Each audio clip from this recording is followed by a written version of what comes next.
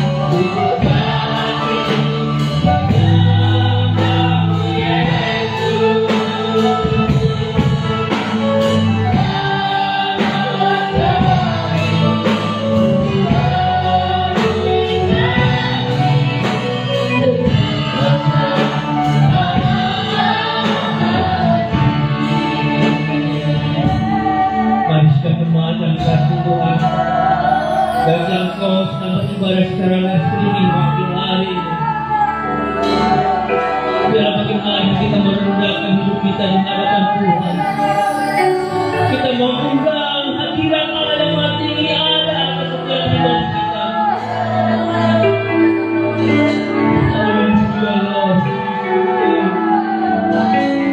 Biarkan aliran urapan yang terus mengalir atas hidup kami. Nikmati kehadirannya.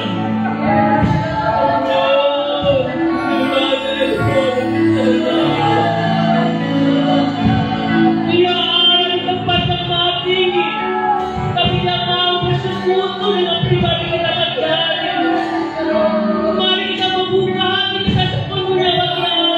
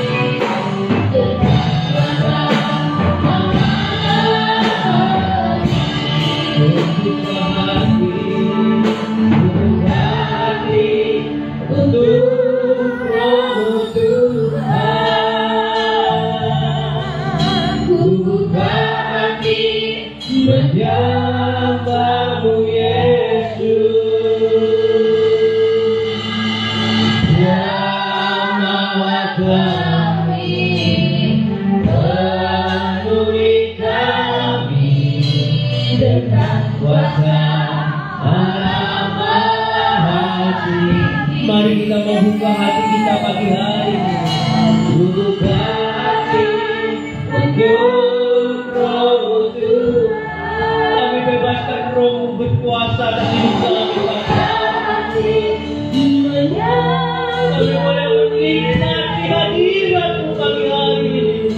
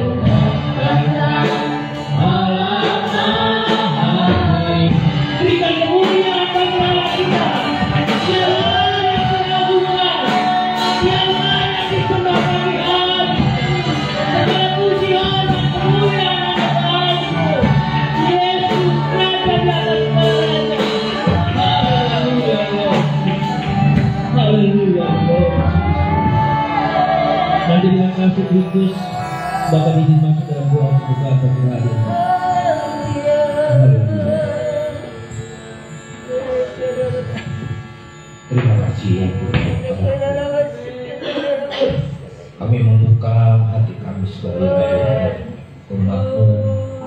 jemaat-Mu di pagi hari ini. Kami boleh bersyukur Tuhan atas penyertaan-Mu dari hari ke hari sehingga kami boleh beribadah kepada-Mu. Sebentar kami akan persiapkan hati kami Tuhan untuk kami memuji dan membesarkan nama-Mu. Bila mana ada kuasa roh jahat Tuhan, Engkau yang berkuasa di langit dan di bumi, Kau singkirkan di dalam nama Tuhan Yesus, agar ibadah kami boleh berkenan di hadapan-Mu. Terima kasih sampaikan umat-Mu untuk bersama-sama kami beribadah. Terpujilah nama-Mu Tuhan Yesus Kristus. Kami akan mulai ibadah kami di dalam nama Tuhan Yesus Kristus berdoa. Haleluya. Amin. Puji nama Tuhan. Shalom. Masih tetap semangat. Karena Tuhan kita adalah Tuhan yang baik. Amin.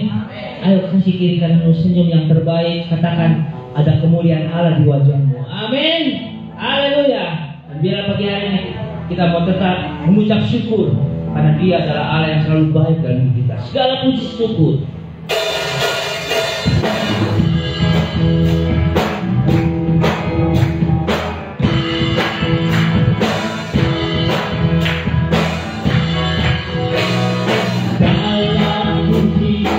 Yeah.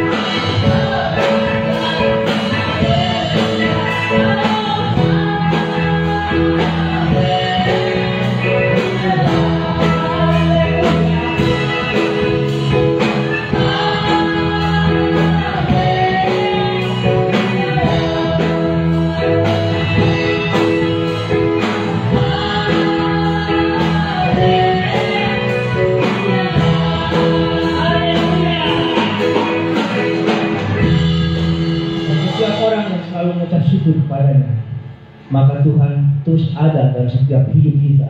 Sebabnya biar pagi hari ini dengan setiap waktu yang Tuhan berikan, kita terus mau memuji mengagungkan nama Tuhan.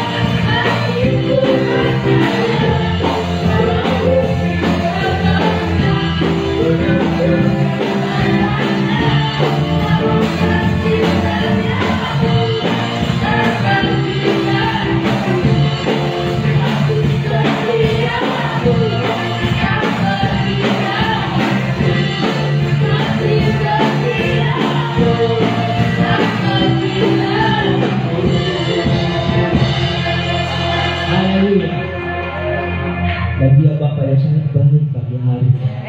Dia mau menyatakan kasihnya lewat kebenaran firman yang sebentar kita terima. Dan biarlah terus firman ini menuntun dalam setiap langkah hidup kita hari-hari. Bagaimana firman sudah diceritakan, biarlah kita tampil sebagai bintang-bintang yang gemilang. Maka Tuhan terus akan berkarya tidak sia-sia lagi dalam setiap kebaikan kita hari-hari.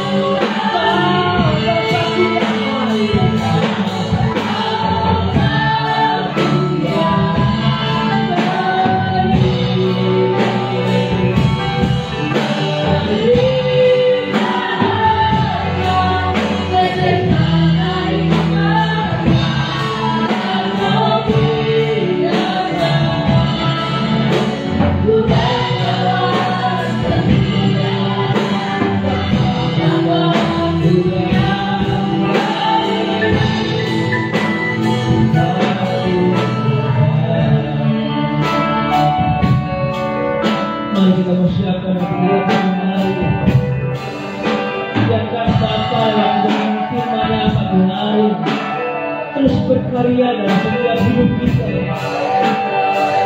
Biar firman Tuhan terus membentuk setiap anak dalam hidup kita. Untuk kita semakin lebih lagi menjadi bintang di sana berlian di hadapan Tuhan. Haleluya.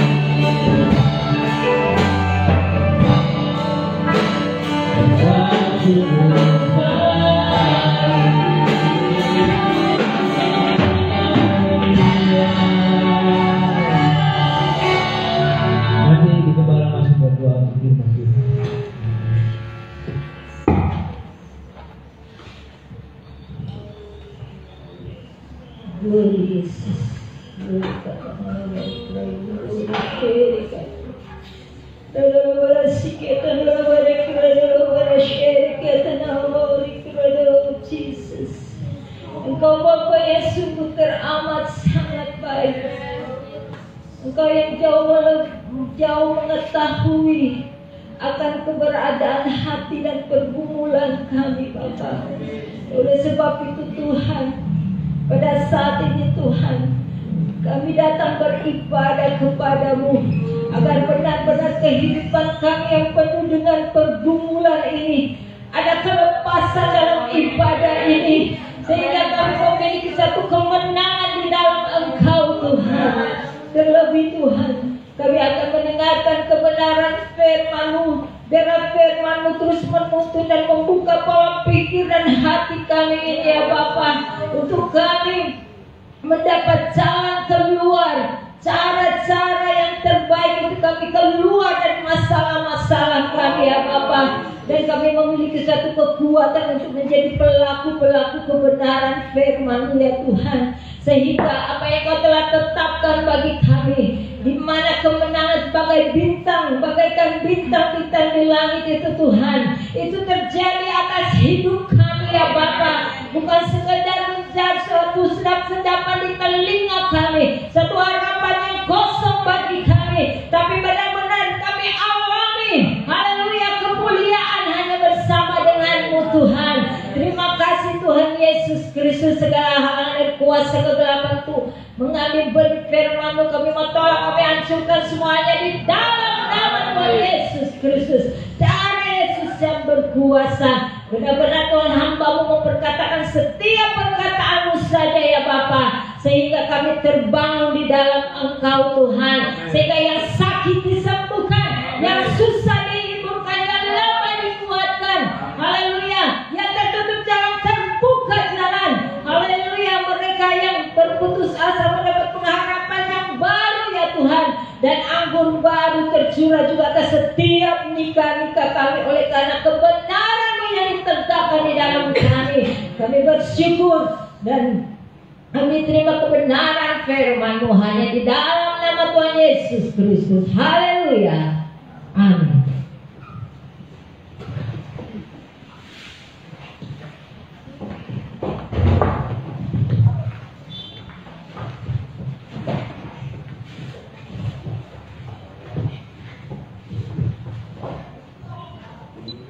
Di nama Tuhan, saudara, shalom. Kasih Tuhan buat semua kita yang hadir hari ini, yang boleh mendapat kesempatan dalam menerima kebenaran firman.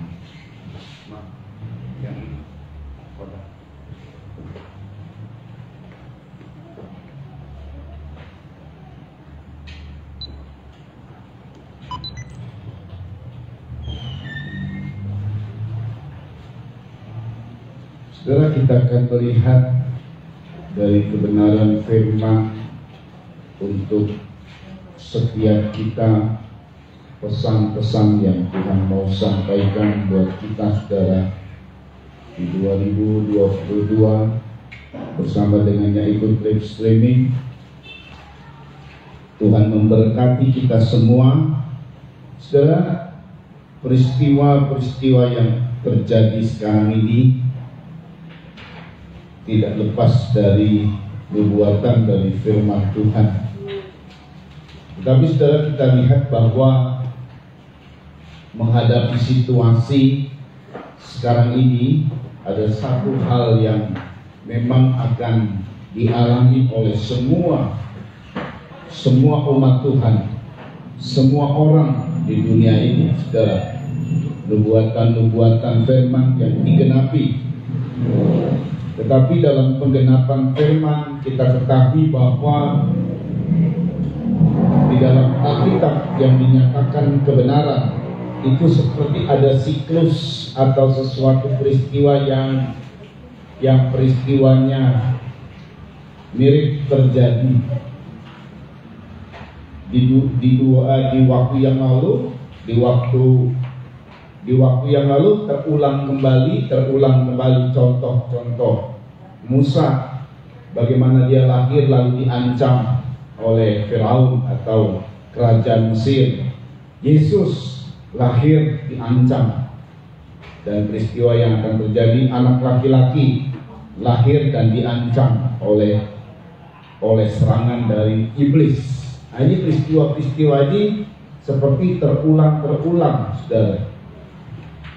Dan juga hal yang kedua adalah bagaimana ada dua generasi yang masuk Kanaan.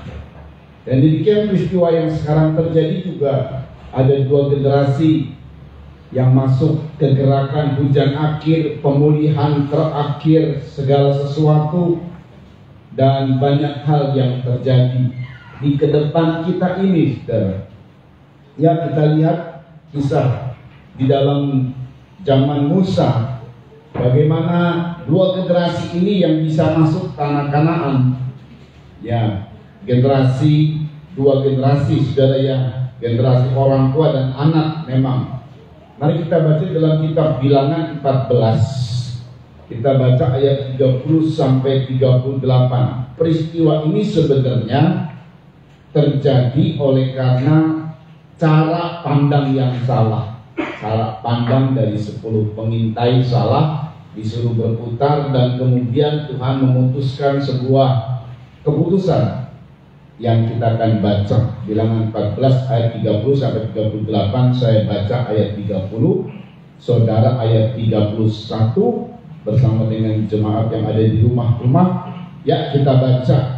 Saya baca ayat 30. Bahwasannya kamu ini tidak akan masuk ke negeri yang dengan mengangkat sumpah telah kujanjikan akan kuberi kamu diami, kecuali Kaleb bin Yefun dan Yosua bin Nun. Saudara, tentang anak-anakmu yang telah kamu katakan, mereka memiliki kawanan, mereka yang akan membawa masuk, supaya mereka mengenal negeri yang telah kamu menangkan itu.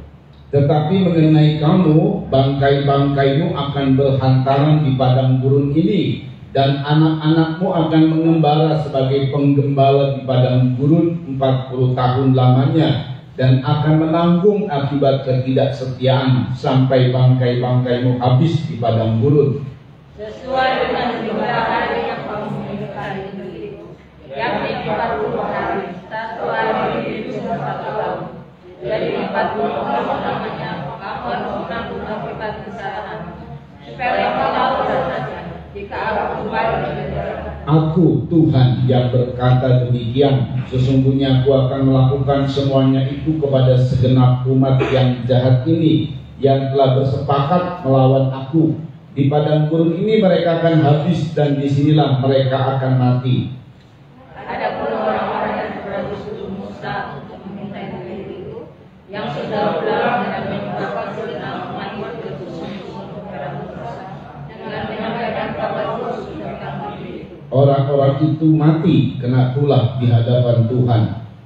Tapi yang tinggal di orang-orang yang telah meminta negeri pada Yosua bin Nun dan Kaleb bin Yefune. Ya, saudara, ada 12 pengintai yang dipilih. Sebenarnya Tuhan yang memilih. Dan 12 pengintai ini bukan orang biasa, bukan abal-abalan. Tuhan pilih sebagai seorang pemimpin. Seorang pemimpin harusnya punya pandangan yang luas. Gak bisa seorang pemimpin punya pandangan yang sempit. Nanti keputusannya itu akan sentimen. Seorang pemimpin semakin besar dia menjadi pemimpin karena membawahi banyak anak buah, semakin luas pandangannya. Itu harusnya begitu. 12 pengintai dipilih oleh Tuhan, cuma 2 pengintai yang punya pandangan yang dahsyat, yang punya pandangan yang luar biasa. 10 pengintai pandangannya pandangan yang negatif. Keduanya memiliki pandangan yang bagus dan memandang kalau itu benda atau tanah, daerah, sama bendanya, tidak ada yang beda. Tapi begitu menyampaikan pendapat, maka terjadi 2 pandangan yang berbeda. Yang satu mengatakan ya, diakui tanah yang kita intai adalah tanah limpah susu dan madu seperti apa yang Tuhan janjikan. Tetapi kita tidak bisa masuk karena bangsa-bangsa di sana besar-besar. Ya, saudara, ya, hari-hari ini gereja banyak terus diombang-ambingkan. Kegerakan dari antikris Illuminati itu hebat banget, rasanya begitu. Kita nggak boleh ini, nggak boleh itu. Yang lain, ya kita percaya bahwa Tuhan kita yang lebih besar. Karena ini bukan zamannya antikris, zamannya nanti saat Tuhan tentukan baru betul-betul kita bisa katakan orang itu antikris itu hebat. Karena Tuhan izinkan untuk menguasai dunia dan mengalahkan orang-orang kudus. Itu nubuatan. Orang kudus biarpun bagaimana berkumpul, lakukan peperangan segala macam, nggak bisa, kalah tetap. Itu nanti di 3,5 tahun antikris. Saat kita udah di rapture. Jadi yang tertinggal itu loh. Mau diapakan usahanya, mau mencoba menggagalkan, nggak bisa. Tapi sekarang Sekarang bukan zamannya antikris. Biarpun dia hebat, biarpun tanah Kanaan bangsanya itu begitu hebat, bahkan sudah ada semuanya. Kalau sekarang baru membangun sudah dari ribuan tahun, bahkan membangun kekuatan mereka, dan ini klimaks-klimaksnya kekuatan mereka. Tapi nubuatan berkata mereka enggak mencapai klimaks, justru dikalahkan di dalam dimensi roh dari anak-anak Tuhan. Nah, begitu dia nanti bangun lagi, iblisnya bangun lagi setelah dikalahkan, baru itu klimaks. Tapi kita lihat dulu orang-orang Kristen yang tertinggal, entah berapa banyak, kelompok yang tidak setuju bahkan terhadap keputusan antikris ini, tetap nggak bisa dia yang menguasai dunia. Itu waktunya dia. Tidak dengan sekarang ini. Nah, ini kesalahan pandang. Akhirnya dari kesalahan pandang 10 pengintai sama seperti 10 pengintai. Wah, mereka hebat-hebat. Yosua dan Kaleb, ini waktunya kita. Kita maju karena Tuhan nyuruh. Kita pasti menang. Tapi 10 pengintai menghasut. Tuhan akhirnya marah. Saudara, kalau kita lihat yang masuk tanah Kanaan, tanah Kanaan disebut juga tanah perjanjian. Untuk dekatnya kita, untuk waktu mendekat, gak terlalu jauh kita pikirkan. Untuk waktu mendekat kita saja. Kalau saudara kita ingin merasakan janji Tuhan digenapi, kita mendapat tanah Kanaan, istilahnya tanah yang limpah susu dan madu, tanah yang diberkati. Gampangnya kalau kita mau diberkati, seluruh firman Tuhan digenapi terhadap kita, maka saudara tampillah menjadi 2 generasi yang masuk tanah Kanaan. Kalau kita adalah orang tua, maka tampillah seperti 3 orang ini. Sebab cuma 3 orang ini yang masuk tanah Kanaan. Kita tahu bahwa yang masuk tanah Kanaan berapa? Yang kita kenal berapa? 2. Sebenarnya ada 3 nggak tahu. Pertama, Yosua. Yosua ini kemudian menjadi pemimpin Israel. Kedua, Kaleb. Yosua pemimpin, Kaleb penuntas. Dalam masa peperangan, Kaleb ini mengambil shortcut, jalan singkat. Harusnya perang itu terus berlanjut sampai bertahun-tahun lamanya. Tapi Kaleb mengambil jalan singkat. Dia menyerang musuh yang merupakan sentral dari seluruh Kanaan. Jadi sentral ini boleh dikatakan kekuatan dari daerah ini adalah kekuatan yang paling terbesar dari seluruh Kanaan. Kalau ini takluk, semuanya takluk. Ini bangsa ini begitu banyak, saudara. Jadi bertahun-tahun harus selesai. Tapi Kaleb meminta untuk mendapatkan Hebron, dan di situ ada orang enak. Ini masalahnya gara-gara orang enak. Raksasa yang ada 9 sampai 13 meter itu dikalahkan oleh Kaleb. Gak satu bangsa itu cuma beberapa orang. Alkitab menyebut yang 9 sampai 13 meter sampai 12 meter itu dikalahkan oleh Kaleb. Kaleb bukan menjadi orang yang besar. Kaleb biasa saja, sebagai seorang yang biasa saja, tapi dikalahkan oleh dia dan akhirnya berhasil. Nah, saudara, dengan adanya dihancurkannya, dikalahkannya orang enak, berhenti semua peperangan. Jadi Yosua itu pemimpin, Kaleb penuntas. Nah, tapi ada satu lagi yang kita kadang-kadang nggak sebut-sebut namanya. Kita baca di dalam Yosua 14 ayat 1. Nggak kayaknya ada satu orang ini yang masuk juga tanah Kanaan di generasi tua, ya, di generasi pertama. Sebab dari Alkitab yang kita baca, anak-anakmu yang lahir di padang gurun itu yang masuk Kanaan, yang kamu bilang akan jadi tawanan. Itu yang masuk Kanaan. Yang 20 tahun ke bawah. Tetapi nggak tahunya di generasi tuanya, saudara, di generasi pertamanya ada yang namanya ini, Yosua 14 ayat 1. Yuk tolong dibaca, perhatikan. Nama ini disebut di Yosua. Ini zaman Yosua, zaman di Kanaan. Yuk. Inilah semuanya yang diterima oleh orang Israel sebagai milik pusaka di tanah Kanaan. Ya. Yang telah dibagikan kepada orang Israel oleh Imam Eleazar. Imam Eleazar, nah itu masuk. Jadi 3 orang, Yosua, Kaleb, dan Imam Eleazar. Ini orang spesial, masuknya karena spesial. Kalau Yosua, Kaleb itu masuk karena perjuangan dirinya. Tapi kalau Imam Eleazar masuk karena spesial. Nah, ini hebat nih ya, hebat ini. Ya, kalau ya katakanlah kalau ada orang yang, ada orang dalamnya ya. Nah, saya orang termasuk kenal orang dalam, kerabat orang dalam, spesial namanya. Gitu, saudara ya. Ada aja yang dispesialkan. Ya, ini Imam Eleazar. Terus. Dan Yosua bin Nun dan para kepala kaum keluarga dari suku-suku mereka. Ya, saudara. Siapa itu Imam Eleazar? Itu anak Harun. Anak Harun. Siapa itu Harun? Imam besar. Jadi 3 orang yang masuk Kanaan di generasi pertama.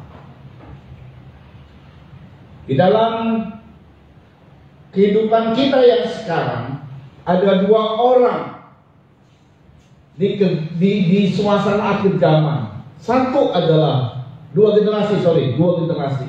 Satu adalah generasi perempuan yang mengandung. 2 adalah generasi anak laki-laki. Perempuan yang mengandung disingkirkan 3,5 tahun. Anak laki-laki, generasi anak laki-laki diangkat. Saudara ya. Tapi ini dalam roh. Artinya 2 ini berperan penting. Sama seperti di Kanaan. Suasana terjadi perubahan antara Mesir, padang gurun, dan Kanaan. Karena ini betul-betul satu suasana yang rasanya wow banget. Ini tanah perjanjian. Dan Tuhan menjanjikan bahwa ada pemulihan segala sesuatu di zaman mendekati kita. Kegerakan hujan akhir. Ini seperti suasana Kanaan, saudara. Tapi yang masuk ke sana tidak sembarang orang, nggak taunya. Tidak sembarang orang yang masuk ke sana. Seperti Kanaan. Untuk generasi orang tua seperti kita, kalau lagi masuk ke suasana itu, saudara, di mana kita terlibat di dalamnya, di mana kita merasakan di dalamnya, maka kita harus memiliki penampilan seperti 3 orang yang masuk tanah Kanaan. Yosua, Kaleb, dan Eleazar. Saudara ya.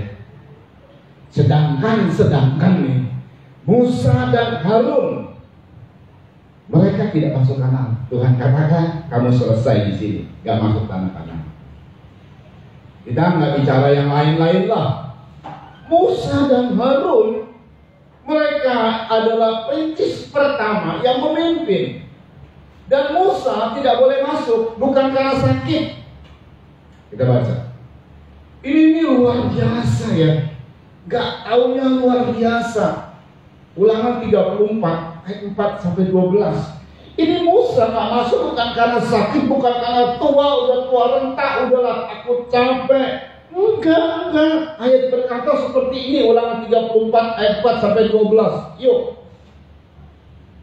Dan berfirman Tuhan kepadanya, inilah negeri yang kujanjikan dengan suka Ya, kepada pada Abraham. saat Musa dibawa oleh Tuhan ke gunung Nebo, dia melihat dari gunung itu, dia melihat Kanaan. Waduh, tanah yang subur, tanah yang diberkati, negeri yang diberkati. Tuhan berkata, inilah negeri yang kujanjikan, dengan sumpah lo dijanjikannya. Terus Kepada Abraham, Ishak dan Yakub. Terus demikian, kepada keturunanmu lah akan kuberikan negeri itu.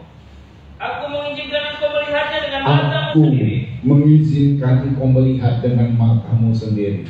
Kami pernah ke gunung ini ya, Mami ya, pernah ke gunung ini. Cuman tidak ke gunung ini, saudara. Ke tempat di mana kami bisa memandang daerah sana Gunung Nebo, gitu ya, di mana Musa kemudian akan mati di situ. Tapi kuburannya nggak ada.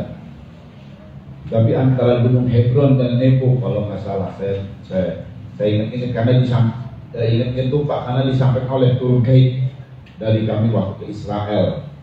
Saudara, pada saat kami melihat itu di puncak, saudara, Tuhan membawa Musa ke puncak. Waduh, luar biasa ya. Perhatikan saudara ya, waktu dipandang, wah negerinya begitu indah sekali. Musa sih hatinya kepengen, saudara ya, kepengen banget. Tapi engkau tidak bisa masuk. Terus, Tetapi engkau tidak akan menyeberang ke sana. engkau tidak akan menyeberang ke sana. Terus, Lalu matilah Musa, hamba Tuhan itu, lalu matilah Musa hamba Tuhan itu. di sana di tanah Moab. Belum sampai Kanaan, masih di tanah Moab, itu gunung Nebo di situ. Terus Sesuai dengan firman Tuhan, ayat 7 lompat. Musa berumur 120 tahun. Memang umurnya tua, 127 tahun, 127 tahun. Terus Ketika ia mati, perhatikan, matanya belum kabur matanya belum kabur. Terus dan kekuatannya belum hilang. kekuatannya belum hilang, masih kuat dia. Matinya bukan karena tua. Oh iya Tuhan, itu tanda-tanda. Enggak. Masih kuat, dia masih bisa memimpin. Tapi Musa nggak boleh masuk. Kekuatannya belum hilang. Ayat 9 Dan Yosua bin Nun penuh dengan roh kebijaksanaan. ya, Sebab Musa telah meletakkan tangannya ke atasnya. yang Sebab itu orang Israel mendengarkan dia dan melakukan seperti yang diperintahkan Tuhan kepada Musa. cukup. Musa aja nggak masuk. Musa orang yang dikenal Tuhan. Musa orang yang memimpin bangsa Israel untuk keluar dari Mesir. Katakan kalau sekarang ini pendeta besar ini loh. Pendeta pemimpin rakyat yang begitu banyak ini loh. Gak masuk. Satu lagi. Padahal inilah yang mempengaruhi, inilah yang membuat, yang katakannya punya jasa besar terhadap umat Israel. Ini bukan pendeta ecek-ecek ini. Gak masuk. Gak masuk Kanaan. Kalau kita gak masuk suasana kegerakan besar. Musa yang mengatakan akan dibawa engkau, kita akan masuk tanah Kanaan. Dialah yang mengungkapkan tanah Kanaan yang limpah susu dan madu. Dialah yang menubuatkan peristiwa-peristiwa ke depan, tapi dia nggak masuk.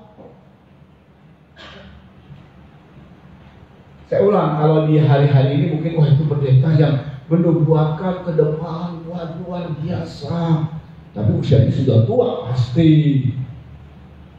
Lalu kemudian meninggal, wajar. Kenapa? Yang udah tua, yang sakit, wajar lah, betul ya? Ini kalau sekarang kan wajar. Kalau Musa, ayat berkata usia memang tua, tapi kekuatannya tidak pernah hilang. Hebat ya. Zaman-zaman dulu begitu hebat banget. Itu dekatnya dia dengan Tuhan membuat dia menjadi sehat. Di usia setua itu dia sehat. Matanya belum kabur. Wajarnya, umumnya orang-orang yang sudah usia lanjut demikian, ya mulailah matanya sudah mulai kabur ya, wajar. Plusnya sudah nambah, wajar. Kekuatannya sudah hilang. Dulu aku masih bisa berjalan kaki. Sekarang aduh maaf, aku nggak bisa jalan sejauh itu lagi. Mesti pakai kursi roda mungkin, mesti pakai tongkat mungkin, nggak secepat waktu lalu. Sudah opa, sudah kakek, udah eyang. Tidak dengan Musa. Sebenarnya dia layak untuk masuk ke sana dalam konteks tenaganya. Mereka juga butuh kepemimpinan Musa, betul nggak? Betul nggak, saudara? Gereja butuh kepemimpinan orang yang sudah lanjut umurnya. Butuh banget kewibawaannya sebagai bapak rohani. Kalau sekarang kita lihat gitu ya. Tapi seperti Musa keadaannya tidak masuk. Satu lagi Harun, imam besar. Harun juga tidak masuk. Bilangan 20 ayat 24 sampai 29. Yuk kita baca. Bilangan 20 ayat 24 sampai 29. Saya masih menyimpan untuk orang-orang yang masuk Kanaan. Kita lihat kriteria-kriteria yang tidak masuk Kanaan. Ada apa gerangan? Ada apa gerangan? Yuk dibaca. Harun akan dikumpulkan kepada kaum leluhurnya, sebab ia tidak akan masuk ke negeri yang kuberikan kepada orang Israel. Karena kamu berdua telah mendurhaka kepada tindaku dekat mata air Meribah. Nanti kita baca itu. Ini gara-gara cuma satu doang. Dari sekian perintah yang Tuhan perintahkan kepada Musa dan Harun, satu ini dilanggar. Satu ini langsung deh Tuhan memvonis kamu gak masuk tanah kamu. 2 orang. Kalau Harun mungkin ya udah usia tua. Kalau Harun sudah nggak terlalu gesit seperti Musa. Musa itu gesit sudah. Sedangkan Musa dipanggil sama Tuhan umurnya 80-an. Waduh. Dipanggil Tuhan jadi hambanya 80 umurnya. Harun 80 sekian karena lebih tua dari Musa. Terus panggillah Harun dan Eliasar. Ini Eliasar yang masuk anak Harun. Yuk. Dan bawalah mereka naik ke gunung Hor. Ya. Tanggalkanlah pakaian Harun dan kenakanlah itu kepada Eliasar anaknya. Terus. Kemudian Harun akan dikumpulkan kepada kaum leluhurnya dan mati di sana. Ya cukup. Kalau tadi Musa meregenerasikan kepada siapa? Yosua, pemimpin. Harun meregenerasikan kepada siapa? Eliasar. Kaleb orang awam. Hebat nggak? Masuk ini. Kaleb juga berkata begini. Aku disuruh oleh Musa 40 tahun usiaku. Sekarang aku 80 tahunan. Tenagaku kuat. Puasa ini. Kaleb tuh nggak ada ayat yang apa gitu, nggak ada sesuatu. Dia tuh cuma menonjol pada saat dia mengintai. Terus dia ngomong hal yang baik, di situ menonjol, lalu nggak ada ceritanya lagi tuh. Tiba-tiba dia muncul di hadapan Yosua. Kalau Yosua menonjol, namanya ada kitab Yosua. Kaleb nggak menonjol. Eliasar, biarpun nggak begitu banyak, semua orang datangnya sama Eliasar, karena dia yang meresmikan, dia imam besar, yang mensahkan semua imam besar, pengganti Harun. Kalau itu orang awam, orang yang nggak dikenal. Mungkin kita ini orang-orang yang ya kecil, nggak dikenal, biasa saja, nggak punya apa-apa. Tuh yang mau dikenal tuh dipakai. Loh, kalian ini bukan orang yang hebat kayak apa, bukan orang biasa. Tapi dia muncul pada saat dia punya pandangan yang baik. Ya, kalau Musa menurunkan ke Yosua, Harun menurunkan ke Eleazar, Kaleb orang awam. Yosua pemimpin, Eliasar imam besar, Kaleb penuntas. Tanpa Kaleb, bangsa itu terus berperang tahunan.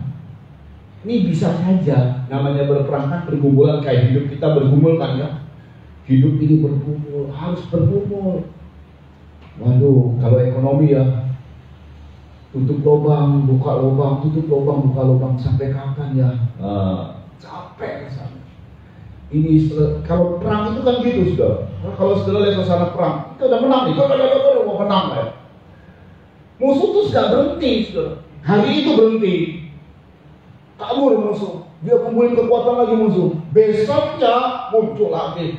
Aduh, kita tuh udah rasanya lega, perang lagi loh. Gitu tuh, peperangan tuh begitu. Pergumulan hidup itu kadang-kadang begitu ya. Ini udah selesai rasanya lega, nggak taunya anak kita masalah. Nggak taunya ada aja rumah tangga masalah. Ada yang nggak bayar hutang, kita harus bayar hutang. Kira-kira begitu saudara ya. Kita buat sesuatu salah, ada bergumul lagi, capek rasanya. Tahunan kalau berperang bergumul, kadang-kadang orang kemudian jadi putus asa. Kapan ya aku bisa lega? Putus asa, saudara. Tapi kalian menuntaskan semua, selesai. Itu dia hebat. Jadi generasi pemimpin yang masuk tuh generasi imam dan generasi penuntas.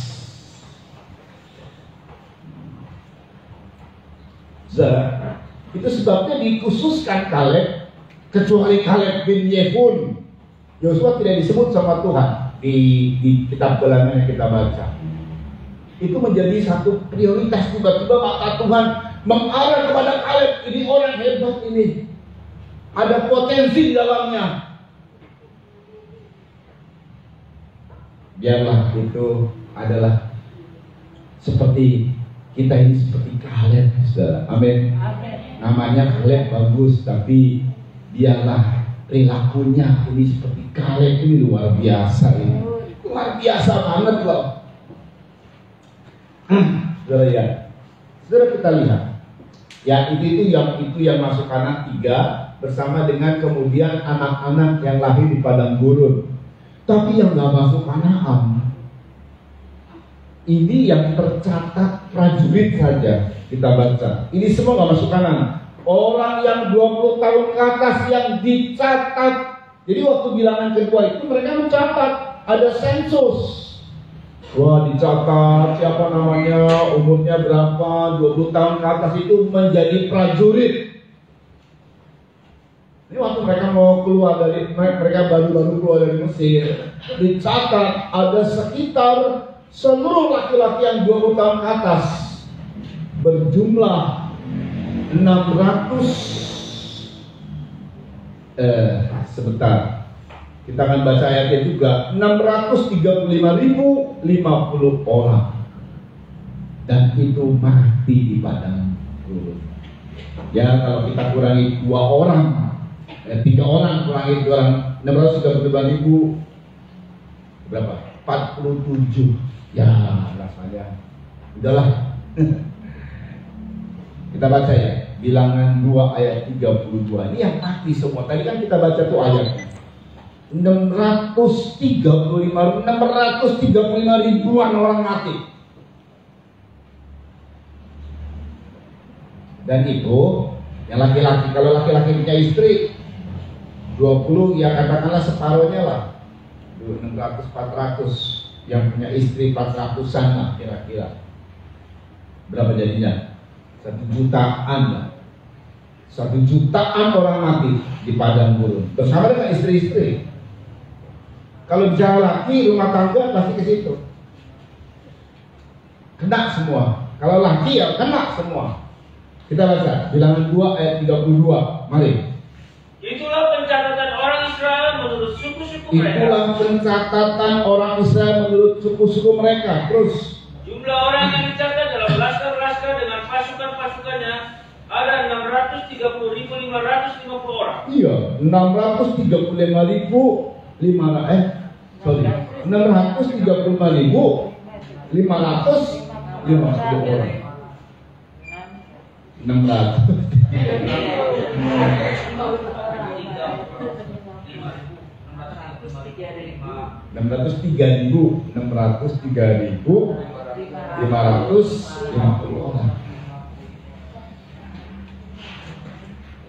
Begitu banyak. Kematian dia sekitar 1 jutaan. Bersama dengan perempuan tadi yang sedang yang udah istri. Mengerikan. Jadi mati dan Kalau kayak kena virus ya, mending virus. Ini kena sampah, ada yang mati. Ini masih sehat-sehat kok, masih 20 tahun ke atas. Yang katakanlah 20 tahun. 20 tahun kalau dia jalan 40 tahun, usia masih 60 tahun masih sehat Pak. Mati. Nggak bisa masuk. Dan ini terjadi oleh karena ini yang tidak masuk kanan dulu ya, kriteria-kriteria yang tidak masuk kanan. Kalau kita nih ke depannya, kanan itu gambarannya kegerakan hujan akhir, pemulihan segala sesuatu, pemulihan pondok Daud. Saudara ya, apalagi penuaian besar-besaran kamu terjadi saudara. Di tengah-tengah hebatnya iblis gencar-gencarnya melakukan strategi, entah dengan virus yang dimunculkan sekarang ini naik lagi, Omikron, namanya bagus ya, Omikron, Delta, virus Corona, singkok ini loh, dari Corona. Belum lagi varian-varian lainnya, belum lagi segala macam penyakit yang sekarang rasanya aneh-aneh begitu ya. Virus ini loh yang hebat. Di Indonesia saja sudah mulai melonjak. Ada yang ngikuti nggak? Sudah berapa ya terjangkit? Dan virus Omikron ini persis kayak flu. Lah kalau saudara kena flu, jangan Omikron, jangan Omikron. Persis kayak flu. Lah kalau Delta masih ada penciuman hilang, rasa hilang. Ini enggak, sama-sama standar sama. Tapi dicek Omikron. Penyebarannya cepat, kena kepada seluruh orang. Waktu yang pertama kali kita dengar virus corona kenanya sama di atas 60 tahunan, begitu kan ya? 60 tahunan yang kena bisa mati nih orang-orang tua kita. Anak-anak muda punya daya tahan tubuh yang sehat, kena dia bisa kuat. Itu dengar pertama tuh. Lama-lama anak muda kena Delta. Antem anak muda, banyak yang mati, beberapa anak muda. Lalu Omikron, penyebarannya cepat. Cuma memang daya selang untuk kematiannya rendah. Ini menurut yang saya baca-baca ya, daya kematiannya rendah dibanding Delta. Delta yang paling mengerikan. Itu mati bisa banyak anak-anak muda yang kita melonjak di beberapa tahun sampai kepada di Pegadaian juga kena, ya, di Pegadaian juga kena.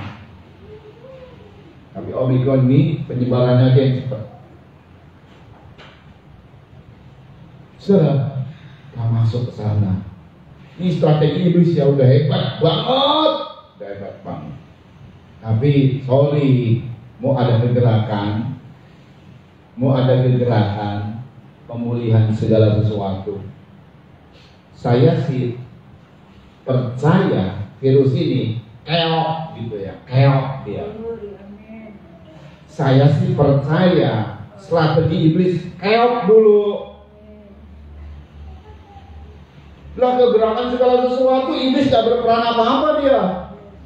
Kalau nubuatan Alkitab iblis dikalahkan dan jatuh ke bumi lalu pingsan karena ayat selanjutnya berkata setelah naga itu sadar, tapi dia pingsan. Jatuh bukan tidur. Lah kalau tidur nggak perlu jatuh, gitu ya, tidur aja gitu. Kalau jatuh dan kemudian ada ungkapan sadar, pingsan, jatuh, ketemu. Nah itu loh, itu kalahnya total. Digebuknya, waduh, kalau perang digebuk, pingsan kayak tinju gitu ya. Yuk dibaca sebentar lah di situ, karena kita pengen tahu ini klimaksnya. Iblis jangan salah, memang sedang dia persiapkan memburu perempuan dan anaknya yang dilahirkan itu, saudara ya. Saudara, kita lihat, kita baca nih. Yuk dibaca ya. Ayat Wahyu 12 ayat 7 sampai 9. Wahyu 12 ayat 7 sampai 9 perlu kita baca ini. Maka timbullah peperangan di surga. Mikael dan malaikat-malaikatnya berperang melawan naga itu. Perang. Ini perang itu kan duel namanya. Gambarannya ya, kayak tinju aja gitu ya, Mikael sama iblis. Dia tinju. Saya nggak tahu berapa lama ya, berapa ronde gitu. Ya, terus dan naga itu dibantu oleh malaikat-malaikatnya. wah, perang boom sini, wah, perang lah begitu, perang besar ini terus. Tetapi mereka tidak dapat bertahan. Tetapi iblis tidak bisa bertahan. Mereka tidak mendapat tempat lagi di surga. Ya. Dan naga besar itu, si ular tua yang disebut iblis atau Satan, yang menyesatkan seluruh dunia, Ya. dilemparkan ke bawah. Akhirnya jatuh, dilempar ke bawah, digebuk kena tinju bokem dari Mikael gitu ya. Ini kira-kira gambarannya. Terus Dilemparkan ke bumi bersama-sama dengan bersama-sama dengan malaikat-malaikatnya. Nah, kemudian ayat 13. Dan ketika naga itu sadar, pingsan berarti. Terus bahwa ia telah dilemparkan di atas bumi, Terus ia memburu perempuan yang melahirkan anak laki-laki. cukup. Sudah ya. Gereja ini kebanyakan ya bicara mengenai antikris. Betul, saya nggak menyalahkan. Itu persiapan dari Illuminati, vaksin. Jadi ini adalah cara kerjanya, ini adalah tersembunyi dari kelompok-kelompok ini. Virus, wah ini tersembunyi, wah diselidiki dan lain sebagainya. Lalu apalagi jaringan internet, waduh, Telkomsel, wah diungkapkanlah semua. Jangan-jangan semuanya dari Illuminati, menakutkan banget. Belum lagi dengan makanan yang ada, belum lagi dengan waduh hampir semuanya dikuasai dia. Menakutkan sekali. Sebentar ada berita, ada postingan, wah disebarkan, wah hati-hati. Ya udah kalau kita hati diam aja dulu, nggak usah kemana-mana, nggak usah pakai handphone, Illuminati semua, betul ya? Hati-hati.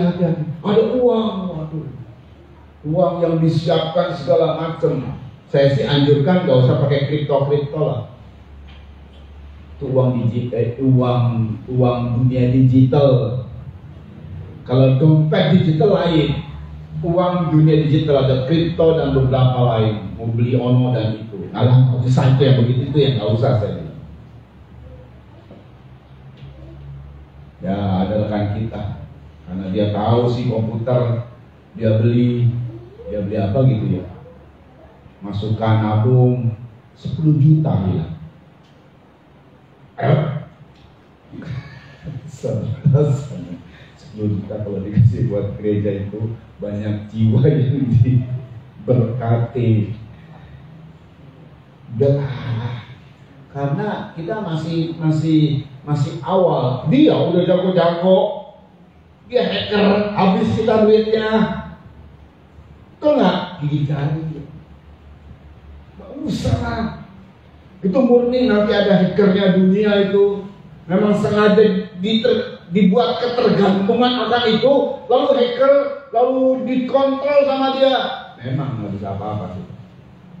Ini kan udah dibiasakan ke sana. Ya toh? Dibiasakan ke sana kan? Semua udah dibiasakan ke dunia new era, new normal lah gitu ya, new normal. Tapi ada tatanan dunia baru gitu ya kira-kira ungkapan-ungkapan mereka. Disiapkan. Tapi maaf loh, klimaksnya ini situ gagal, jatuh, kalah dia. Kalau sadar, baru itulah zamannya dia. Nah, saudara kita lihat. Jadi jadi Haman juga begitu. Waduh, memang iyalah. Tapi Yosua sama Kaleb berhasil. Cuma kita lihat dulu yang tidak berhasil. Pemimpin besar loh, yang banyak berjasa loh. jasa pertama, perintis pertama. Apa sakit? Oh enggak, Musa ini loh, penekanannya pada Musa. Kok bisa nggak masuk? Nah ini dia, gara-gara ini doang. Oh ya, kita lihat dulu sebentar dari 600, dari 600 sekian yang tidak masuk. Kita lihat dulu, karena tercatat seperti ini kata Tuhan. Itu tadi kita sudah baca.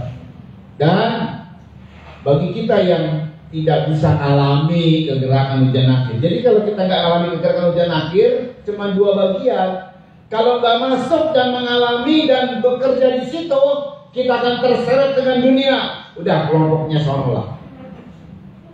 Ini zaman-zamannya nanti nih ya, ada kegerakan hujan akhir.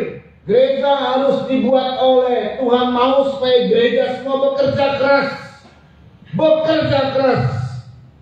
Ini dalam kegerakan hujan akhir. Namanya kegerakan, namanya hujan akhir. Padi sudah menguning, gandum sudah menguning, dan siap dituai. Kita kerja, biarpun sedikit gak apa-apa, kerja. Atau nanti banyak orang kerja, yang penting kerja gitu. Di kegerakan hujan akhir. Ya saya kasih tahu start awalnya saat pembangunan baik seti ketiga terbangun. Kegerakan hujan akhir, kerja. Kalau kamu kerja cuma dua kemungkinan, mati atau masuk antikris. Karena dunia juga kuat di situ. Gereja itu saudara dengar ya, dengar baik ya. Hampir semua orang, ini kemudian iblis melihat keberadaan. Kalau gereja dikasih susah, justru gereja semakin kuat. Tapi kalau gereja dikasih asik, segalanya bisa, fasilitasnya ada, justru lemah. Rohani tidak kuat, dunianya yang kuat. Kalau misalnya gereja kan rohani, urusan rohani. Coba kalau kita dikasih zona aman, kan zona aman, belum udah enak. Dulu belum zona aman, waduh kerja keras. Kalau mau tiap hari ada di gereja, kumpul sama orang gereja lah, doa. Begitu diberkati, mulai. Alkitab pun telah menyaksikan, Alkitab pun telah membuktikan, Daud di zona aman jatuh.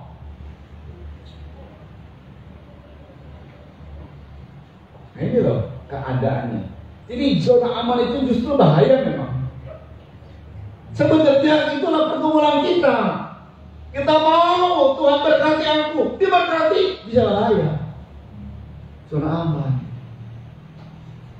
Jadi makanya ini kegerakan hujan akhir, karena ini janji Tuhan, pemulihan segala sesuatu, zona aman, betul-betul aman. Kegerakan besar, gereja ambil peran seluruh dunia loh, hebatnya. Tapi kegerakan besar itu dalam zona aman. Kalau semua damai, itulah keadaannya akan terjadi, damai. Kenapa damai? Si iblisnya kalah. Gereja, nah ini. Kemudian gereja nggak siaga untuk bekerja, merebut jiwa-jiwa. Perhatikan jiwa-jiwa, bukan perhatian dirinya sendiri. Semakin diberkati bukan semakin buat dirinya sendiri, beli ini, beli itu, beli segala macam. Orang Kristen bisa kan kira-kira ya? Di tengah-tengah diberkati, lalu kemudian dia pikirin orang lain gitu, bisa ya? Waduh. Nah ini dua kemungkinan. Kalau tidak meninggal masih hidup, masih percaya Yesus, puji Tuhan surga. Lah kalau kesalahan antikris, matenglah kau. Karena perbuatan firman Tuhan yang diundang pesta tidak mau datang, tidak mau hormati. Sekalipun ada undangan besar, nggak kenakan pesta, kebuang semua itu. Tetap ada ungkapan berkata, ada gadis bodoh dan gadis bijaksana. Loh, semuanya gadis loh. Yang bodoh nggak direptur. Itu hidup dia nggak direptur, meninggal hati. Tapi kemudian lah kalau mati di zaman kayak Musa, artinya dia nggak sampai ke sana. Harun nggak sampai ke sana. Kalau dulu masih mending, kalau sekarang mati. Maksudnya mati bukan kita maunya itu, bukan kemudian kita bunuh diri yang celaka. Tapi Tuhan bilang kamu daripada kamu kesana nggak bisa, udah meninggal di sini, berakhirlah, selesai tugasmu. Karena Tuhan tahu ke depan. Wah, itu bagian Tuhan. Karena baru-baru ini ada yang dapat pernyataan adalah ada ruangan yang dimana orang-orang yang telah dipanggil ada di situ. Mereka sibuk juga lagi menunggu orang. Ruangannya besar lagi. Nah, siapa-siapa? Kalau ini kesalahannya, saudara ya. Kalau ini, ya, saudara yang tercatat 20 tahun ke atas, 10 kali mencobai Tuhan. Ada beberapa kriteria. Saya selesaikan dulu di sini ya. Yang nggak masuk tanah kanan, yang nggak masuk ke gerakan hujan angkir. 10 kali mencobai Tuhan. 10 ini angkat Taurat atau firman, tidak dengar dan tidak percaya pada firman Tuhan. Artinya ada orang-orang yang dengar firman lalu nggak percaya. Sampai Tuhan rasakan membuat dia, percaya. Dia percaya. Nah, itu tuh ujung-ujungnya selalu begitu. Tuhan sudah sampaikan bahwa engkau diberkati, engkau ditolong, tapi nggak percaya. Sampai Tuhan rasanya menggugah dia, percaya, bertobat. Bertobat. Terus hidupnya begitu terus. Nanti dia bertobat terus lemah lagi, terus lengah lagi. Kena lagi masalah. Dibuka lagi. Ayo bertobat. Berkali-kali seperti itu. Waduh. Sama kayak Israel. Lagi ditolong, nyanyi, girang. Waduh. Begitu mulai diuji, sungut-sungut. Kedua, menista Tuhan. Ahok menista agama masuk penjara. Menista Tuhan. Wah, bahaya. Ketiga, bersungut-sungut. Dan keempat, jahat dengan sepakat melawan Tuhan. Ini ada orang-orang ya, jemaat-jemaat ya, yang saya kadang dengar. Mereka itu sepakat bukan untuk majukan gereja, bukan untuk membuat jiwa-jiwa diselamatkan, sepakat melawan Tuhan. Karena Tuhannya rakyatan, siapa yang dilawan? Pemimpinnya. Saat itu mereka ini mau melempari Musa dengan batu. Waktu 12 pengintai ini pulang, 10 pengintai mengabarkan kabar busuk, maka seluruh rakyat sekitar tadi berapa? 600.000 lebih, hampir 1 juta orang. Bayangin loh, 1 juta orang mau mengambil batu, mau melempari Musa dengan batu. Seluruh rakyat 600.000 orang tadi loh, gilanya. Eliezer tidak berperan, ya dia sebagai imam, apalagi keponakannya Musa. Dan dia pihak-pihak Lewi mungkin tidak banyak berperan, saya tidak tahu ya, karena Alkitab tidak menyebut soal itu, saudara. Tapi yang pasti hampir 603.000 orang yang tercatat itu melempari Musa dengan batu.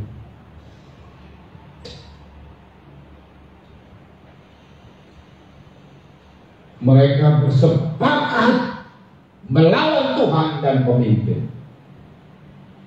Kita ganti aja nih pendetanya nih, pemimpinnya, gembalanya. Ayo kita kirim ke surat ke sinode.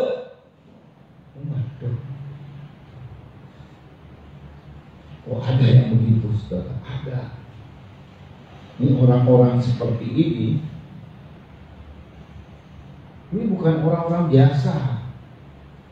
Mereka telah melihat kemuliaan Tuhan, udah ditolong sama Tuhan. Kalau yang masih belum ditolong, lalu kemudian ikut-ikutan, ya kayak misalnya demo waktu pas ditangkap. Kenapa kamu ikut demo? Ya nggak tahu ya, saya disuruh sama temen. Ngapain kamu demo di sini? Nggak tahu juga. Kamu dapat berapa? Cuma dapat nasi bungkus. Kasihan. Oh demo dapat Kasimus doang. Ikut-ikutan aja rame-rame, seneng rame-rame. Nggak ngerti dia. Ini masih, ya sudah, memang. Ini bukan istilahnya bukan apa? Provokatornya. Ini adalah orang yang kena korban provokator. Nah begitu provokatornya, ini dia. Sama juga yang telah melihat kemuliaanku. 600.000 orang. Sekarang kita lihat itu rakyat. Kenapa Musa nggak bisa masuk? Kita baca ya. Ini poin terakhir untuk hari ini. Karena saya masih menyimpan untuk 3 orang generasi pertama. Penting banget. Nah kalau generasi yang lahir, ya kita nggak bisa lihat apa ya ciri-cirinya ya, apa ya. Nggak bisa yang namanya lahir dari aku kan nggak nyebut juga. Kita baca ya. Ini generasi, ini Musa yang tidak masuk. Kenapa kok Musa tidak masuk? Kenapa ya? Dalam Yosua, bukan Yosua ya, Bilangan 20 ayat 8-12, Musa dan Harun. Oke, Harun kita sebut saja, sudah tua dia. Musa ini loh, penasaran. Karena ayat berkata usianya sudah tua, tapi kekuatannya tidak dulu. Kok nggak masuk kok? Orang masih butuh dia loh. Bilangan 20 ayat 8-12. Ambillah tongkatmu itu, dan engkau dan Harun kakakmu harus menyuruh umat itu berkumpul. Ya. Katakanlah di depan mata mereka kepada bukit batu itu. Katakan di depan mata mereka kepada bukit batu itu. Supaya diberi airnya. Ya. Demikian engkau mengeluarkan air dari bukit batu itu bagi mereka. Kita baca ayat 2 dulu lah supaya kita tahu kisahnya. Ini bukan sekali pertama Israel bersungut-sungut. Memang dari sungut-sungut jemaat ini pemimpin-pemimpin akhirnya gagal dalam melaksanakan firman. Serius, saya juga kadang-kadang gagal melaksanakan firman karena ada jemaat rasanya menyakitkan misalnya. Jadi ini rasanya jadi ngomel sama Tuhan. Ini ngomel sama Tuhan sebenarnya. Yuk dibaca. Pada suatu kali, ketika tidak ada air bagi umat itu, berkumpullah mereka mengerumuni Musa dan Bukan Harun. kali pertama, bilangnya 20. Perjalanannya katakan dari bilangan 1, ini udah 20. Ada kali keberapa ini? Mereka bersungut-sungut, berkerumun, mau melempari Musa dengan batu, kira-kira begitulah. Atau ungkapan-ungkapannya jahat. Mari. Dan berkatalah bangsa itu dengan Musa. Bertengkar bangsa itu kepada Musa terus. Katanya, sekiranya kami mati binasa pada waktu saudara-saudara kami mati binasa di hadapan Tuhan. Sekiranya kami mati binasa pada waktu saudara-saudara kami mati binasa, itu masih ada orang-orang yang mati oleh karena berontak sama Tuhan. Saudara ya. Terus, mengapa kamu membawa jemaat Tuhan ke padang gurun ini? ya, Supaya kami dan ternak kami mati di bayangin situ. loh. Kamu membawa kami untuk mati massal di sini. Jahat kamu Musa. Itulah. Bayangin ya. Ini ungkapan kata-kata yang jahat, kata-kata yang tajam. Terus, Mengapa kamu memimpin kami keluar dari Mesir untuk membawa kami ke tempat celaka ini? padahal di Mesir mereka sudah mengerang sama Tuhan, lepaskan kami. Di Mesir lebih buruk daripada di situ. Karena di padang gurun ditolong sama Tuhan, Tapi ungkapannya nggak pernah tuh ada ucapan syukur. Begitu mulai kekurangan, mulai bersungut-sungut. Terus, Yang bukan tempat menabur, ya, tanpa pohon ara, tanpa pohon ara, terus anggur dan delima, anggur dan terima. bahkan air minum pun tidak ada. Bahkan air minum tidak ada. Terus, Maka pergilah Musa dan Harun dari umat itu ke pintu kemah pertemuan, lalu sujud. ya, Musa akhirnya sujud ke pintu perkemahan karena dibawalah ke hadapan Tuhan persoalan ini. Terus, Kemudian tampaklah kemuliaan Tuhan kepada mereka. perhatikan. Tuhan berfirman kepada Nah, Musa, Tuhan berfirman kepada Musa, ini kasusnya nggak ada air. Nggak ada air. Kalau istilah sekarang ini, usahanya seret karena air sumber kehidupan, sumber berkat. Jadi berkatnya sangat tidak ada. Mulai ngomel, kerjaan tapi kemudian nggak ada untung, nggak ada pelanggan, nggak ada orderan, mulai ngomel. Dulu tetap ditolong, ada nggak ada lalu Tuhan tolong. Ini nggak ada lagi, ngomel lagi, ngomelnya sama. Itu yang kadang-kadang Tuhan akhirnya marah. Nah ini membuat Musa, khususnya pemimpinnya, jadi iya kenapa Tuhan ya, rasanya dalam hati, kok membawa kami kok kemari ya, kasihan jemaat gitu. Kalau Musa saudara ya, gimana ini? Jadi Musa marah sama Tuhan. Terus ambillah tongkatmu itu. Tapi kemudian langsung Tuhan bilang, ambillah tongkatmu itu. Dan engkau dan Harun. Iya. Harus menyuruh umat itu berkumpul. Harus menyuruh umat itu berkumpul, ambil tongkat itu. Ini bukan kali pertama Musa melakukan tindakan ini, udah keberapa kali sebenarnya. Yuk. Katakanlah di depan mata mereka. Yang lalu memang dipukul batunya. Sekarang perhatikan, katakanlah kepada gunung batu itu. Yuk. Kepada bukit batu itu supaya diberinya airnya. Supaya diberi air. Ya saudara. Terus Demikian engkau mengeluarkan air dari bukit batu itu bagi mereka. demikian kau akan mengeluarkan air dengan cara tadi. Katakanlah kepada gunung batu. Ya. Terus Dan memberi minum umat itu serta ternaknya. dan memberi umat itu minum serta ternaknya. Terus Lalu Musa mengambil tongkat itu dari hadapan Tuhan, ya. seperti yang diperintahkannya kepadanya. Ketika Musa dan Harun telah mengumpulkan jemaah itu di depan bukit batu itu, Ya. berkatalah ia kepada mereka, dengarkanlah kepadaku, hai orang-orang durhaka. Ya. Apakah kami harus mengeluarkan air bagimu dari bukit batu ini? Sesudah itu Musa mengangkat tangannya, lalu memukul bukit batu itu dengan tongkatnya 2 kali. Memukul bukit batu dengan tongkatnya 2 kali. Duk, terus. Maka keluarlah banyak air, sehingga umat itu dan ternak mereka dapat minum. Tetapi Tuhan berfirman kepada Musa dan Harun. Nah, perintahnya cuma katakan, ambil tongkat lalu ngomong, bukit batu, keluarlah air darimu. Dipukul sambil ngomong, umat Tuhan yang durhaka. Kesal dia. Musa kesal, pukul 2 kali. Keluarlah bukit, airnya keluar. Umat Tuhan cuma ngeliat air keluar. Musa pukul, udah teuing. Kagak tahu itu caranya gimana. Buat umat Tuhan di pemandangan dia, ya Musa oke-oke aja. Tapi Musa salah di hadapan Tuhan. Itu karena akhirnya Musa nggak bisa jaga hati. Coba ulang kembali dia ngomong sambil dia ngomong. Ayat 12. Tetapi Tuhan berfirman kepada Musa dan Harun, Ya. karena kamu tidak percaya kepadaku Karena kamu tidak percaya kepadaku. dan tidak menghormati kekudusanku di depan mata orang Israel. Sebentar, sebelumnya. Pada saat yang mukul kami sambil ngomong kepada umat, hai orang durhaka gitu. Ketika Musa dan Harun telah mengumpulkan jemaah itu di depan bukit Iya. batu, Terus berkatalah ia kepada mereka, berkatalah ia kepada mereka, dengarkanlah kepadaku, hai orang-orang durhaka. dengarkanlah kepadaku, hai orang-orang durhaka.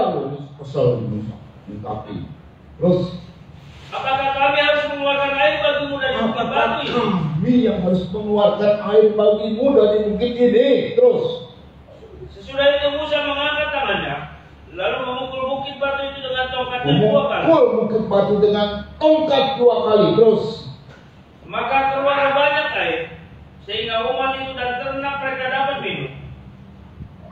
2. Terus Tetapi Tuhan berfirman kepada Musa dan Harun, ya.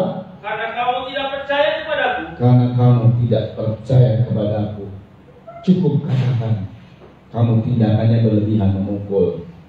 Terus dan tidak menghormati kekudusanku di tidak depan mata orang Israel. menghormati kekudusanku di depan mata orang Israel. Terus Itulah sebabnya kamu tidak akan membawa jemaah ini masuk ke negeri yang akan kuberikan kepada mereka. Terus Itulah mata air Meriba, tempat orang Israel bertengkar dengan Tuhan dan ia menunjukkan kekudusannya di antara mereka. Ngeri saudara ya, ngeri. Cuma sekali. Dan menurut saya tahu nggak firman-Nya mengatakan saja, katakan kepada bukit itu. Atau akhirnya Musa memukul. Tahu nggak Israel kira-kira ya? Ini menurut saya ya, kayaknya nggak tahu. Buat umat yang penting air keluar. Karena yang diminta air. Mau hamba Tuhan mau bikin apa kayak bodo amat. Air diberkati.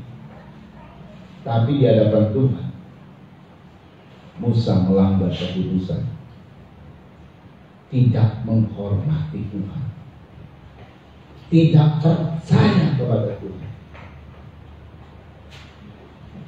Akhirnya Tuhan memutuskan, kamu tidak boleh masuk tanah Kanaan. Memang dalam ayat yang lain Tuhan bilang, kamu jangan mau jadi guru. Guru itu dituntutnya lebih daripada jemaat, lebih berat, dituntut lebih berat. Iya, kami hamba-hamba Tuhan dituntutnya lebih berat.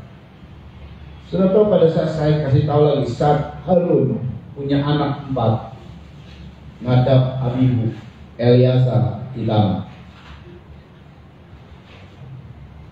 Pada saat baru dibuat tabernakel, Tuhan bilang api itu harus berasal dari mesbah korban bakaran. Jadi pada saat dibuat tabernakel, maka api datang dari Tuhan. Jadi mesti dari sini, sumbernya dari sini. Abihu, Nadab dan Abihu dalam satu ketika pada saat dia melayani, dia pakai api asing, bukan dari situ. Pakai api asing, nyala asing, tapi langsung mati.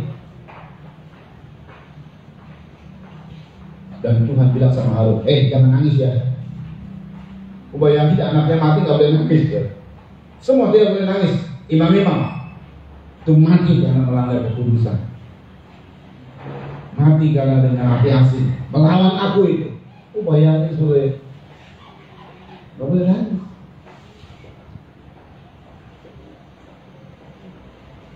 Karena Tuhan marah. Tuntutannya banyak. Jadi semakin enak sih, semakin dimuliakan enak sih, tapi tuntutannya semakin banyak sebenarnya. Makanya dalam ayat lain, jemaat dengan gembala, pemimpinmu hati-hati, jangan sampai akhirnya membuat hati para pemimpin menjadi syak, menjadi susah. Nah ini nanti ada kasus-kasus ini.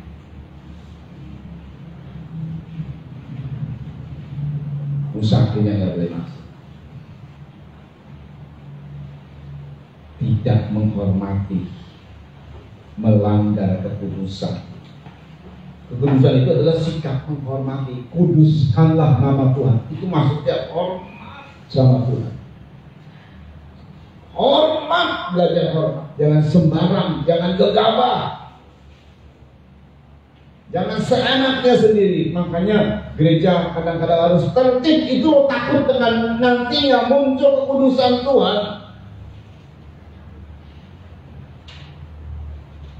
Saudara ya, ini khususnya kalau kita melayani. Kalau misalnya, aduh saya tuh grogi, itu kan nggak terlalu dipikirin sama Tuhan. Aduh saya salah kata, nyanyiannya tadi salah, ngangkat suaranya salah, gak dipikirin sama Tuhan kan. Ya begitu-begitu biasa. Tapi kalau konteksnya hal-hal yang berkaitan dengan melanggar, inilah yang bahaya.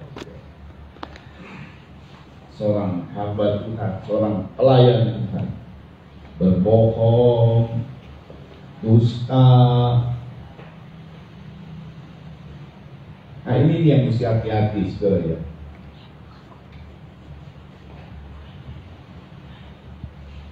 Bisa? Jangan tahu ya.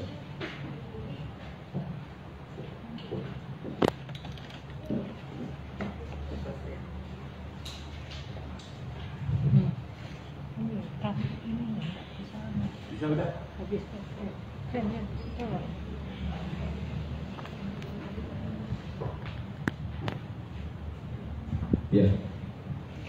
Oke.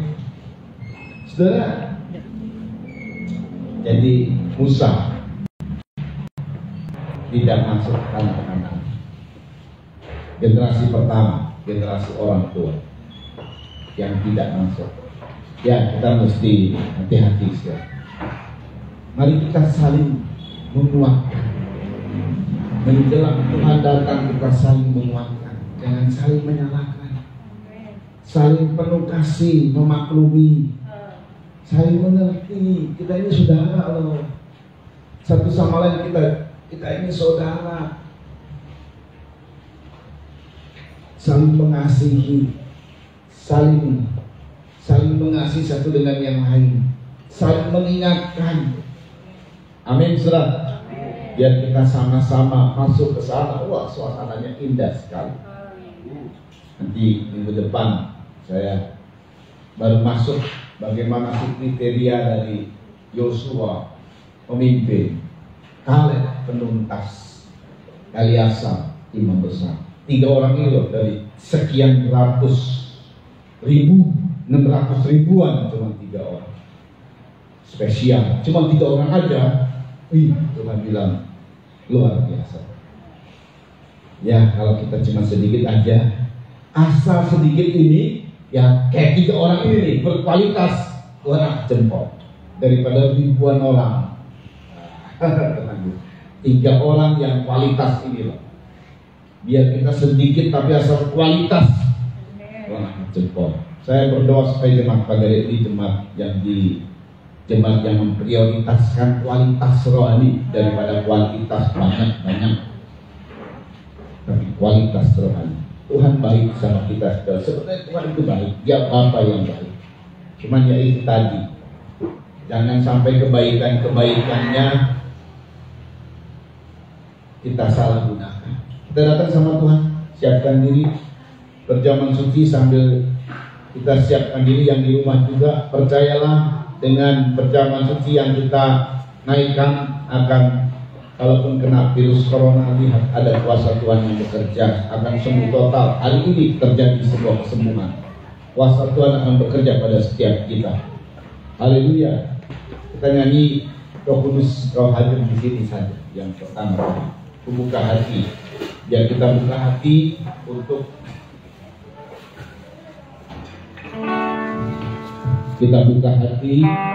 menerima, dikoreksi. Haleluya, haleluya.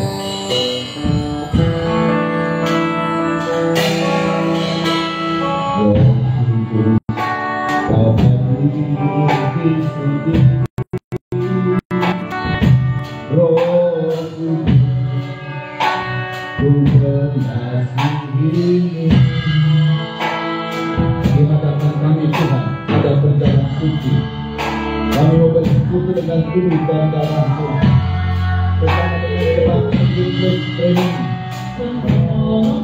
Apa yang dipesan oleh mereka dalam nama Kristus menjadi kudus, sehingga yang kami nanti makan minum adalah tubuh dan darah Kristus. Kami percaya, kami terima dengan hati yang memuja-Mu, akan mengerjakan hal-hal yang dahsyat, kesembuhan, berkat, pertolongan, jalan terbuka. Oleh karena kami bersekutu dengan tubuh dan darah-Mu, dan bahkan lebih dari itu kami melakukan firman-Mu Tuhan, seperti apa yang Kau firmankan pada hari ini. Kami mau masuk dalam kegelapan hujan akhir. Kami siap Tuhan menjadi generasi Kaleb, Yosua, Eliasa, generasi yang terus dibawa oleh Tuhan dalam kemuliaan-Mu. Kami terima kemuliaan dalam nama Kristus. Mari kita untuk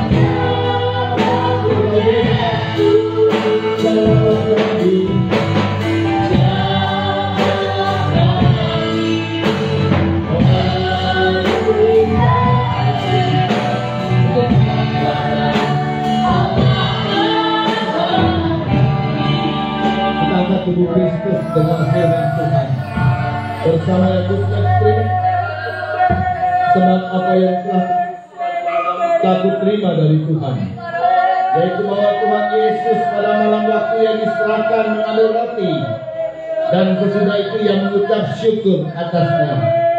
Yesus memecah-mecahkannya dan berkata, inilah tubuhku yang diserahkan bagi kamu. Perbuatlah ini menjadi peringatan akan aku. Bukankah roti yang kita pecah-pecahkan adalah persekutuan dengan tubuh Kristus? Amin. Makanan dengan percaya tubuh Kristus dalam nama Tuhan Yesus Kristus.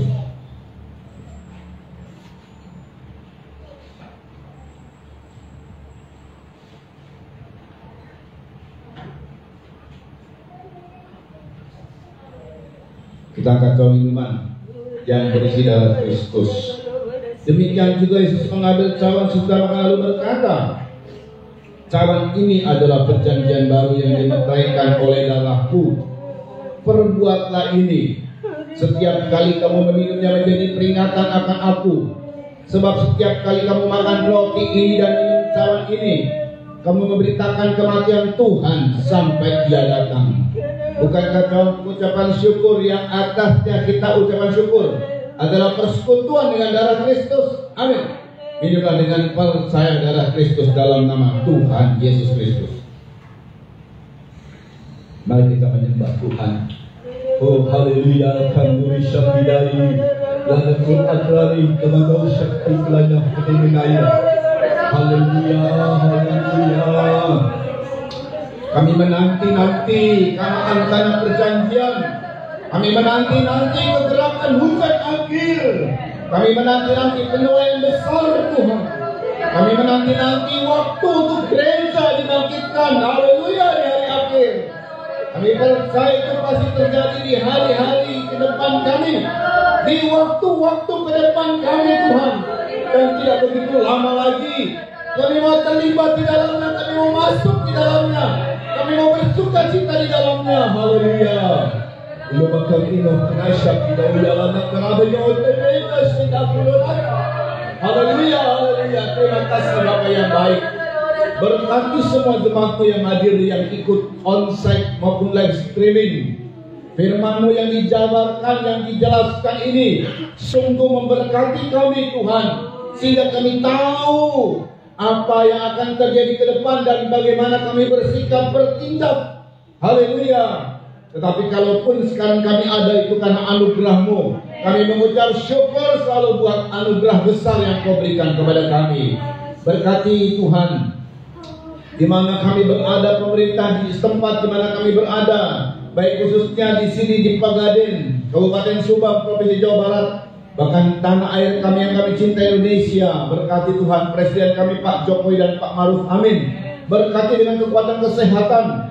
Haleluya, demikian Tuhan Yesus tolong juga untuk para menteri, kepala-kepala daerah, wakil-wakil rakyat di pusat dan di daerah, supaya mereka bisa bekerja sama dengan presiden kami dengan baik, sehingga roda pemerintahan berjalan lancar dan baik di bawah kepemimpinan presiden kami. Haleluya. Dan Tuhan memajukan Indonesia semuanya, nama Tuhan dipermuliakan. Demikian juga Tuhan tolong, haleluya, pejabat-pejabat kami, haleluya, mereka yang bergerak di bidang hukum, KPK, TNI, Polri, BIN, dan 88, supaya diberikan hikmat untuk bisa melaksanakan tugas-tugasnya dan membongkar kasus-kasus besar, koruptor, pembohong narkoba, sindikat mafia, terorisme, sehingga semuanya ditangkap Tuhan. Haleluya. Dan kalau luput dari hukum dunia, kami mohon Tuhan untuk surga bertindak. Haleluya. Dan nama Tuhan dipermuliakan.